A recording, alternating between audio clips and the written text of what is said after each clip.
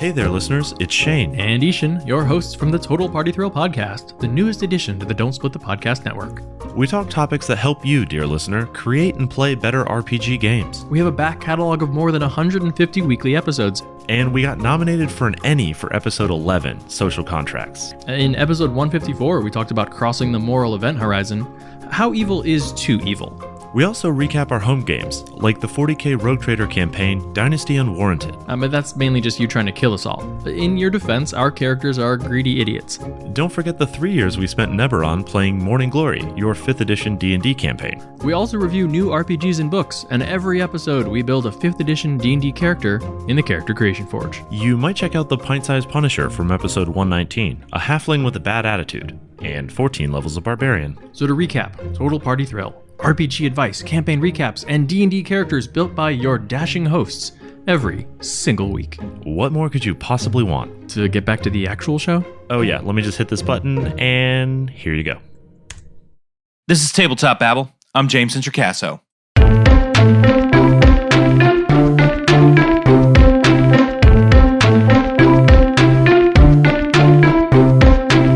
Today on the show, I am very pleased to be chatting with Alican of Dream Realm Storytellers, which is a small company in Turkey that develops tabletop RPGs. This was a really great conversation, and I learned a ton while I was doing it about the Turkish RPG community. So here is my conversation with Alican. All right, everybody. Now I am here with Alican. Alican, tell people, who are you and what do you do in the world of tabletop role-playing games? Okay, sure. So, hey everyone. My name is Alican. I am a game developer, a tabletop RPG game designer from Turkey. I am working with Dream Realm Storytellers, and we are the first and one and only tabletop RPG studio in Turkey. So I think that's the special thing about us, I think. Yes, that is very cool. And today we're going to be talking about the Turkish RPG community and what it is like. But first, tell me about how you got your start playing role-playing games. Me starting role-playing games. Okay, so when I was in high school, which was 13 or 14 years ago, one of my friend's uncle came to us and said, hey guys, there's a thing called as Dungeons and Dragons. Okay, have you heard about it? We said no. And guys, that's a cool thing. Let's try it. My adventure started with it, actually. I had a great dwarven fighter in Advanced D&D 2nd edition, and that was my favorite character also. And from that day, I am in love with D&D and role-playing games, actually. And so at what point did you decide, like, this was going to be a big part of your life? Actually, when I went to university in 2009, there was a student society. There's still a student society in that university, and it is a science fiction and fantasy society. Okay, they play RPGs, and basically, especially tabletop RPGs. So when I got in there and saw other people from other parts of Turkey playing it, I said that, well, that will be one of the most important things in my life. And after 3 or 4 years, I have joined to this society. An idea came to my mind. It was that I said to myself, I think I want to gain money from this. Okay, it should not stay just a hobby for me. It should be my job. And why did you think this should be your job? What made you want to do that? I said I have went to university at 2009, and actually I am still a student of undergraduate courses of the same mechanical engineering department. I have studying mechanical engineering for 11 years. I don't know, 10 or 11 years. I can't count it anymore. And although I love engineering stuff, uh, it won't be my job, I think. So I love playing RPGs. I love designing encounters for my players. I love creating NPCs. I love writing settings, etc. So why shouldn't I share these with other people? And when I share them, uh, if it make me gain a bit more money, it's okay. It's a good thing. So that was the first thoughts I get about this topic. I love your dedication that you have to the community. What is the Turkish RPG community like? RPG communities in Turkey are founded mostly by the university societies. And to one of them I joined also, as I said. In universities, there are several science fiction and fantasy societies. Uh, there are several conventions that are prepared in every year in Turkey. In these conventions, RPG lovers in Turkey went them and play RPGs for a week, for a weekend. Sorry, and actually, this is the biggest part of RPG industry in Turkey. It is not a good thing to call this an industry, I think, but uh, people who want to work in this field are generally originated from these societies. They take their, uh, let's say, education in there. Okay, yeah, I think I see what you're saying. Do you think there is anything special or unique about the Turkish RPG community?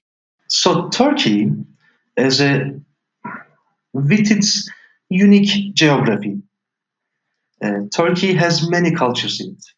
Okay, the geography of Turkey, Istanbul and Anatolia, uh, both have seen many different cultures throughout history.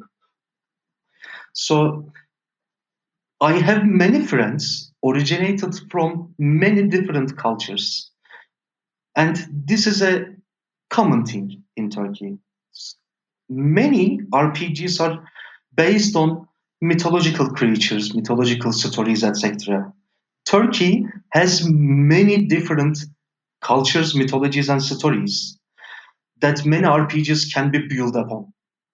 In other words, Turkish people see many different things in their dreams. Okay, if if we can take these people to work in RPG industries, I am sure that there will be many different stories, many different styles created in newly created in RPGs.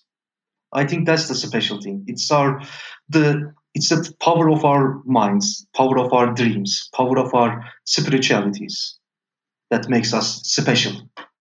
Yeah, and RPGs are great for that, right? They're a great Yes, place to express stories and dreams and things like that.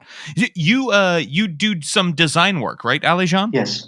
So how has that informed your design work? So when I sleep, while I am sleeping, I always put a pen and a piece of paper next to my bed so that if I see a weird or a good dream or a nightmare, when I woke up, I can so that I can note it down. Okay, I use such things in my developed content so much. And for example, let's give an example from Civilant, from our previous work. While creating Runewalker spells, especially, I have used many things from my dreams, from the things I saw in my dreams. So what kind of things are we talking about? Are they pulled from good dreams or nightmares, or what have you pulled from your dreams? Let me give an example to you. Last year, I got a flu, and it was a really heavy one of them. Okay, and the temperature of my body rose too much. Okay, and I fall asleep and saw a nightmare. In this nightmare, I was in armors, shields, and I was holding a spear in my hand, and I was fighting against a decay and disease god of an unknown pantheon. Okay, it was a fantastic dream. In this dream, I have used many special powers, and one of them was that I splitted the soul of this god from its body and hit to its spirit with my spear. Okay, and it harmed him too much. If you look at civil and campaign setting, there is a spell called as harm soul, and in this spell you split the soul from the creature's body, and you can hit the spirit part of it to harm the actual creature. I use such things too much. I like that a lot. I don't think that's too much. I think that's great because we get unique things, right, from dreams. Yes. I think we pull a lot from folklore and existing monsters, but I like to see things that totally surprise the players because they're completely new, you know? I am happy to hear that. Okay. So Yeah, absolutely. How did people react to that creature in your games? I used it in our test place. So I was DMing our test games, and when I used this spell by a Seder, a class from Civil, also, people just got shocked. Okay, after the game, they said, "Hey, bro, you split my soul." And you killed my soul and killed me, actually. So how did you come up with this idea? And I just said, man, I got such dreams. So the shock feeling turned into a fear, actually, but I don't mind this. Hey everybody, just wanted to take a quick break to let you know that this episode of Tabletop Babble was brought to you by Kobold Press and the Deep Magic Kickstarter. Listen, you know about Deep Magic, we've talked about it before. It's more than 575 new and compiled spells by the best in the business, including Wizards of the Coast staffers, A-list freelancers. It's from Kobold Press, so you know everything's been play tested, meticulously edited, and arted by the pros. In this supplement, you'll also find new schools of magic, sorceress origins, warlock patrons, feats, spells, magic items, and more. Whether you're a player or a GM, you need Deep Magic. So go check it out on Kickstarter. It's Deep Magic from Kobold Press for 5th edition. Tell them DSPN sent you. Let's get back to the babble. So, as you are designing stuff like this, what have you found? How is it like to design D&D, which is the player's handbook is in English and stuff like that? Do you find there's a lot of barriers to design for you? Not actually, because the education in my university is all in English, and thanks to that, my English is I can understand what I read, okay, without a problem, and I am trying to get better with my talking also. In short, thanks to that, I didn't find it as a barrier. The English Player's Handbook was not a bad thing for me, but in Turkey, there are many people that cannot understand English easily as we do. So, uh, if at any point Wizards of the Coast decides to uh, translate it to Turkish, I believe that there will be many players who will join. There will be new players who will join to the D&D community. Why do you think that is? That we'll have more new players? Because when I tell my friends that, hey, look, there is a thing called as D&D, and as as the uncle of my friends did to us, and there's a call as D&D, and I am gaining money from it, and I am designing such cool creatures, such cool stories, etc. Let's play, let's try it. Okay, I will tell you a story, and you will role play characters. People just look at Player's Handbook and say, "Hey, my English is not that good."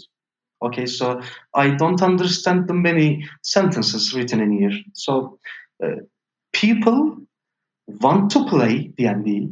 Okay, they wonder what it is, but uh, because of this barrier, this English barrier, they don't want to uh, spend so much time on it. Okay, they can spend their time on playing, by that they don't want to spend their time on reading English they do not easily understand. So you have said, you've been making money doing this. So where are you selling your adventures? Okay, so if people uh, enter the link, enter to drive through RPG, they can see our products in here. Right now, there is only civil and campaign setting, and in the next month, at 15th October, we will join to Kickstarter with another project called as Corpus Malicious, and they can support us from here also, and it will also be on Drive Through RPG, etc. So what are those products about? Let me first start with Civiland, okay? Civiland is about uh, Norse mythology. It is dark themed. It's brutal. It's a brutal fantasy Viking setting for fifth edition. During its Kickstarter campaign, we said that it will be a product of 120 or 130 pages, but it it came up, it finalized with 204 pages, and the reviews are very good about it. Actually, we are happy about this. Civilland is all about Vikings and Norse and gods and Odin and Thor and etc. What made you decide to write about Norse mythology? I don't think we typically associate Turkey with like Norse mythology and stuff like that. So how did you get interested in I was expecting this question actually, and people ask this too much also, and so I will give two answers to that. Okay, the Okay. first one is we were playing Senua, Hellblade, and God of War. So we said that, hey, why don't we write a thing about Vikings and Norse mythology? And this was the first fire, okay, and the the more serious answer is that we saw that people are asking about it on Reddit, on Facebook, on other social media channels. There were people asking about, hey, I want to play in a Viking themed D&D or Viking themed RPG. So do you know such settings? Do you know such things? Do you know such products? And we said that, okay, we can write about it. We can learn the mythology. We can read it. We can create a Norse themed setting in fifth edition and read it. I would love to know more about the things that you thought like were important to put in a Norse mythology book. Okay, so we built our setting upon the time era called as Viking Age. Okay, so first we have searched about these Vikings. Okay, how were they living? What were they using? What weapons were they using? Was there a crossbow in that time? Okay, we made a historical research and put their cultures, their festivals, their weapons, their meals, their clothing, their everything into this setting so that it can be more historically accurate. And we think that this was very important because if you want to reflect the spirit of some culture or a specific time, you should create things according to it. And this was the first thing we did.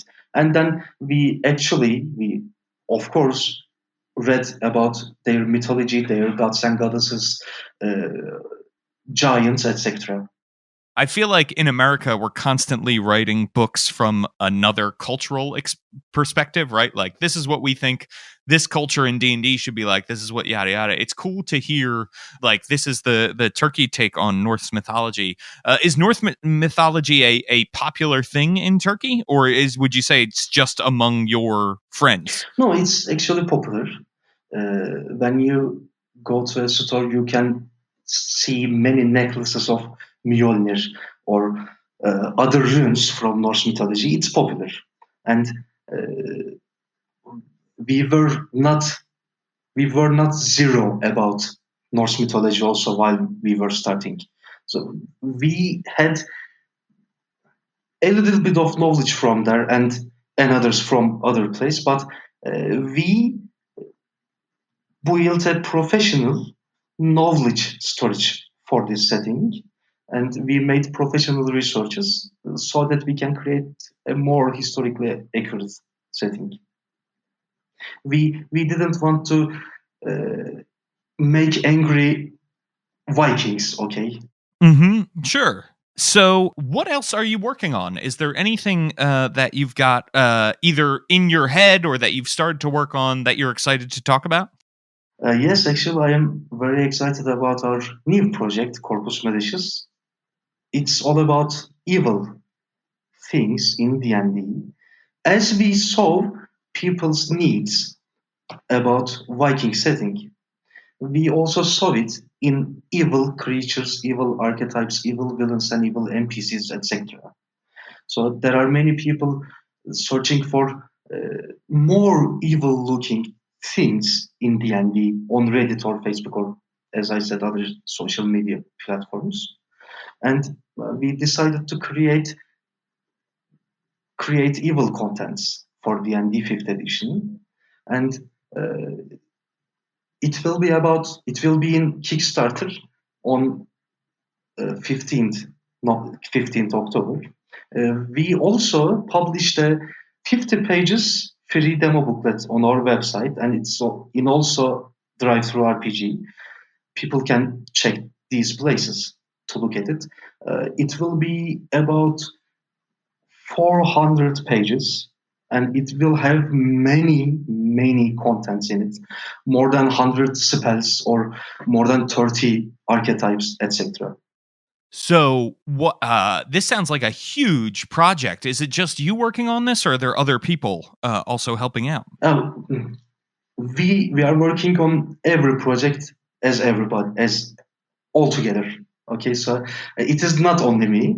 So we are 6 people in Dream Realm Storytellers, and all of these 6 people work on every project actually, and so it is not only me. Oh, okay. Yeah, that's a big team. That's great. And what made you decide evil content would be interesting? Let's say you are creating a new game, okay, and a new campaign. For this campaign, you are trying to create a more villainous character, okay? It will be villain, it will make evil things, okay? So it will poison the village's water, or it will consort with fiends, etc. But uh, if this character is a wizard, okay, it uses fireball. If the player party, if one of the players in the party creates a wizard, it also uses fireball. So there should be things that separates the villains and heroes.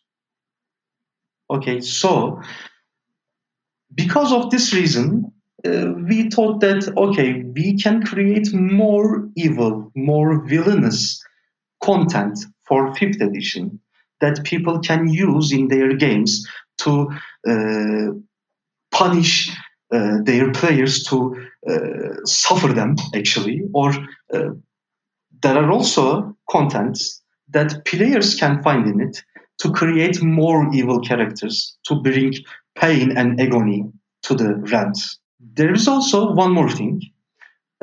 and it is one of the most exciting things about Corpus Malicious, actually. So in the ND games, the alignment systems are generally are not used properly, or people find it confusing. What do you mean by that? I mean that if for example, chaotic good character makes an evil thing, evil act, dungeon masters mostly cannot decide that when to shift its alignment from good to neutral, or from neutral to evil, or from chaotic to low, etc. So to make the system more clear and more mechanically open, mechanically understandable, we have created a new system called as degeneration system. In this system, when a character commits an evil act, it gains an essence. Its soul is corrupted in a way. Okay, so if it uses an evil necromancy spell, its soul gains an essence proper to necromancy. Or if the character works with devils to gain more power and uh, commits murder and kills innocents, its soul is corrupted in a way proper to devils. So we have created different essences and uh, 40 effects for each essence. And uh, when they commit such acts, such evil acts, they get a gift and a curse from dark powers of the universes. And uh, as in the system states, their alignment shifts according to their acts when they gain 5 essence. Okay, so we published only one of these essences in demo booklet, and it's rotten essence. It is gained by necromancy, evil necromancy. Not all necromancy is evil, as you know. So uh, you can check it from there, or people may check it from there. I like that. I like that a lot. That's a really cool way to interpret alignment and to think about alignment. And I also like the fact that you think you like the idea that good and evil should have different mechanical things going on, right? That a fireball isn't the same as good as is evil. Yes. So I don't know. If I am an evil character, okay, if I am a pyromaniac, let's say, my fireball uh, should kill people more horrifically. Okay, if I am working with devils, okay, my fireball should pull their souls from their bodies out. Okay, I always look for such effects in games, and I will give this. We will give this to people. We will give such effects. We will give such spells or archetypes, or we will give such contents to people who are searching for it. So, what do you wish the rest of the world knew about the Turkish RPG community? When we entered to Kickstarter with Civiland campaign setting, people were shocked. And we got many responses saying that, hey, is there any people like you in Turkey? Okay, we are very surprised to see people who are playing or generating, creating content for tabletop RPGs. So they do not know about it. Turkey is not famous with its tabletop RPG creators in the world because it's a new field in Turkey. We are trying others to get in this industry as well. So we are trying to make it bigger in Turkey, so that people hear more of us. I think people should hear about you because you do have a unique perspective on the world. I think it's really cool to hear that. How are you growing the community? Actually, there are several other projects entered to Kickstarter with such as board games or computer games from Turkey. and we are trying to communicate with them, and by creating social media platforms that such groups can talk in it. We have created a page in Facebook. Okay, so in this Facebook, we have gathered Turkish tabletop designers, and we are talking with them and giving each other advices about Kickstarter projects, about ideas, how to develop an idea, etc. In it, there are 130 people, I think, and it is slowly growing, but it's growing powerfully. Our numbers are not that big, but we are all strong people. Actually, I believe that it will uh, become a too way bigger community in Turkey in a few years. I love that. Are people playing games other than D&D, like other RPGs? Let me give an example from myself. I can GM many different settings and systems like Warhammer Fantasy, Warhammer 40k, uh, many versions of D&D, World of Darkness, and many things I can't remember right now. And as a group of friends, we always try to play different things. Okay, Call of Cthulhu, Elric, etc. We are not stuck with D&D. We try to get ideas from many different books, many different settings, many different minds. Actually, so because of this reason, we all the time read many books, read different things, and we love that. Oh, okay, that's great. And do you use those ideas ever in your design for D&D? Yes, actually, I can surely say that. For example, I love the spells from Call of Cthulhu too much, and there are many good ideas that can be converted to other things in Warhammer books. I cannot deny that, and etc. I try to get any information I can get from other RPG books. When your job is to read RPG books, it becomes a good job, I think. That is so cool that that you are doing that and that you are growing this community. So you said you have a Kickstarter. This podcast will be airing after while your Kickstarter is still going on. So if people want to know more about it, where can they go and what can they do? People can check out our website, dreamramstorytellers.com, and they can also look for our previous product, Civiland, from Drive-Thru RPG, and they can find our both Civilans and Corpus Malicious demo booklets from our website also. That's great. And where can they find you online? We have a Discord channel. We have a Twitter account. Also, we have videos of our projects on YouTube. So people can check that or join our Discord channel or can write to us from Twitter. We love to answer them. We all love to talk with them, actually. So it will make us happy also. Well, thank you so much for coming on today. I really, really appreciate it.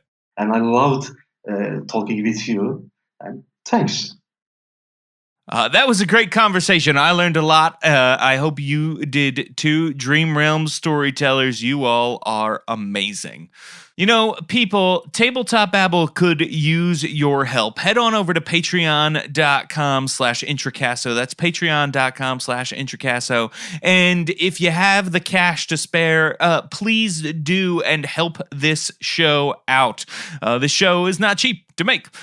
So it costs time and money, and it would be great to have your support. For those of you who are already supporting us, thank you so, so much. There are some extras there, but what you're really paying for is the show that you listen to every week that hits your ears, plus World Builder blog, plus all the other shows that I work on this network. So please go check it out.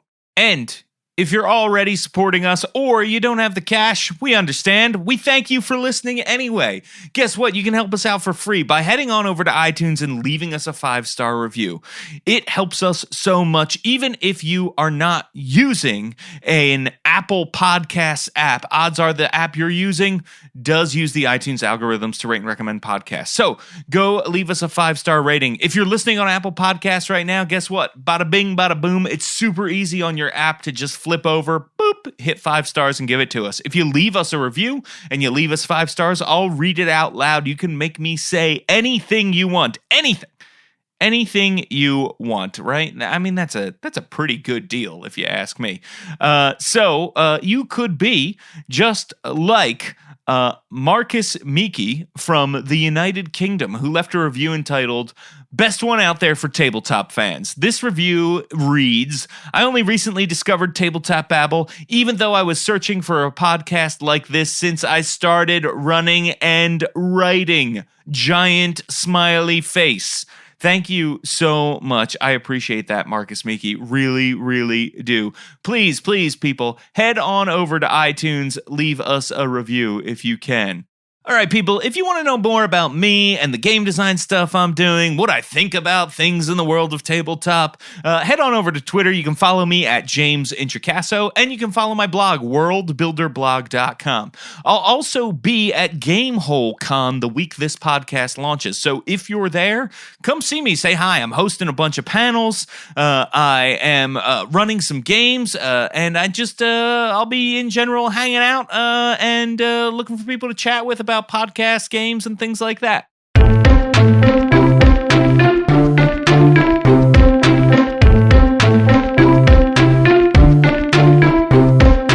Tabletop Babble is a show on the Don't Split the Podcast Network. Thanks to Rudy Basso for founding it with me. Our theme music, which you're listening to right now, was provided by Battle Bards. Don't forget, RPGs are like sex.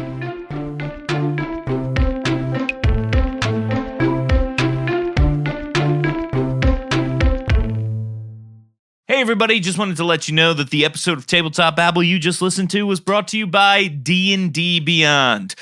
Listen, you've heard me talk about D&D Beyond before. They are the official digital tool set for Dungeons and Dragons. It's a wonderful, wonderful thing. You're going to go check it out. It's great to use during your games. If you have D&D Beyond, you don't need to lug heavy books everywhere. You've got it right there. It works on your phone if you need to. It's one of the fastest ways to build characters.